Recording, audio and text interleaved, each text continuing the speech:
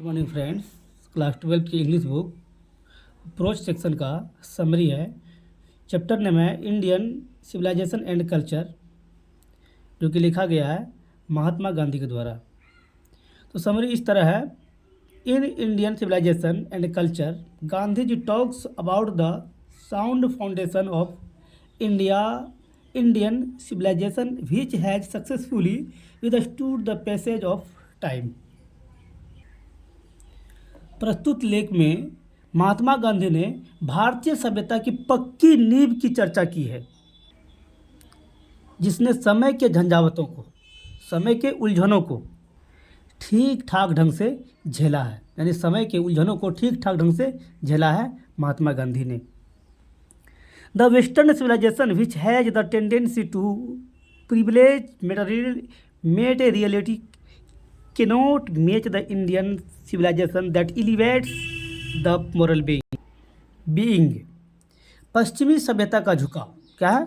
पश्चिमी सभ्यता का झुकाव भौतिकता की ओर है, और भारतीय सभ्यता का झुकाव कहाँ है? नैतिकता की ओर है। इसीलिए पश्चिमी सभ्यता का झुकाव भौतिकता की ओर होने के कारण भारतीय सभ्यता क्या है? भारतीय सभ्यता से मेल नहीं खाता है, क्योंकि यह नैतिकता पर आधारित है।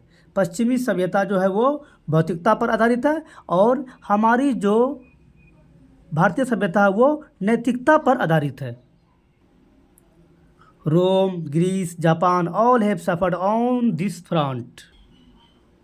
रोम को, ग्रीस को, जापान को, ठीक है, सभी को इस फ्रंट पर मार पड़ी है। वो सभी मात खाए हैं इस फ्रंट पर। The foundation of Indian civilisation is well laid. और भारतीय सभ्यता को जो नींव रखी गई है, जो फाउंडेशन हुआ है, वो बिल्कुल अच्छी तरह से रखी गई है, बेहतर ढंग से रखी गई है। The fate of western countries like Rome and Greece and Europe is in this regard pitiable. पश्चिमी मुल्कों, पश्चिमी देशों जैसे ग्रीस, रोम और यूरोप आदि की हालात क्या है? आदि की हालात इस दिशा में अच्छी नहीं है, दयनीय है। In the face of this India remains immovable. इसके सम्मुख हमारी इंडिया जो है, हमारी भारतीय सभ्यता जो है वो अडिग रही है। This is the glory of Indian civilisation. Mahatma Gandhi reacts rather very interestingly to the charge against India that its people cannot adopt change। यह हमारे सभ्यता की, यह हमारे भारतीय सभ्यता की ग्लोरी है। क्या है? यह हमारे भारतीय सभ्यता की ग्लोरी है।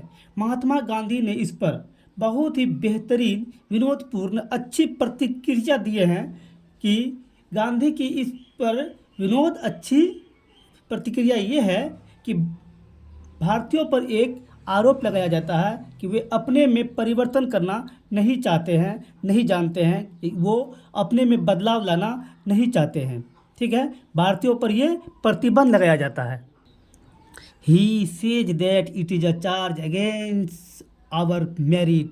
दे have the courage to stick to their point of view which they have formed after testing.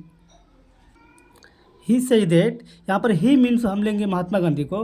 Mahatma Gandhi कहता है, महात्मा गांधी का कहना है कि यह उपयोग, यह अभियोग हमारी मेघा के खिलाफ है। क्या है? हमारी मेरिट के खिलाफ है।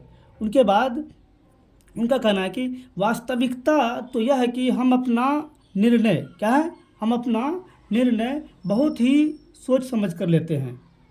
ठीक है, और इसीलिए क्या है? और इसीलिए हम इस पर कायम रहने की हौसला भी रखते हैं, हिम्मत भी रखते हैं। It is the goodness of India that she does not yield to the advice imposed on her by others. यह हमारे भारतवासी की अच्छाई है। क्या है? यह हमारे भारतवासी की अच्छाई है कि भारतवासी किसी के द्वारा लादे गए विचार या फिर किसी के द्वारा कहे गए बातों पर, ठीक है, अच्छी तरह से विचार नहीं करते हैं, यानी उनका अहमियत नहीं देते हैं। यह हमारी अच्छाई है। Civilization is the conduct which shows the path of duty. सभ्यता जो है वो हमें राह दिखाती है, वो हमें कर्तव्य का राह दिखाती है। India has nothing to learn from others in the regard. Mahatma Gandhi holds that happiness is largely a mental condition and that material prosperity cannot ensure that. Mahatma Gandhi का कहना है कि भारत को किसी अन्य से इस दिशा में कुछ सीखना नहीं है। महात्मा गांधी की राय में खुशी मुख्यतः एक मानसिक अवस्था और भौतिक समृद्धि पक्की नहीं है। क्या है? मानसिक सभ्यता और भौतिक समृद्धि जो है पक्की नहीं है। We Indians have been taught by our forefathers not to run after riches. We have been told to shun luxuries and pleasures of life. हम भारतवासी अपने पूर्वजों से सीख रहे हैं कि धन दौलत के पीछे दौड़ना उचित नहीं है। ठीक है, हमें विलासिता से दूर रखा गया है, हमें विलासिता से दूर रखने के लिए सिखाया गया है। Our ancestors did not run after advancement but saved their morality. हमारे पूर्वजों ने समृद्धि के पीछे दौड़ना नहीं सीखा, लेकिन उन्होंने अपनी नैतिकता को बचा कर रखना जरूर सीखा है और अपने नैतिकता को बचा कर रखा भी है।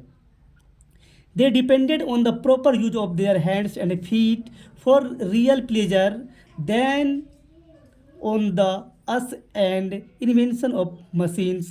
They had barely used ethics in life and believed in the techniques of rishis and fakirs.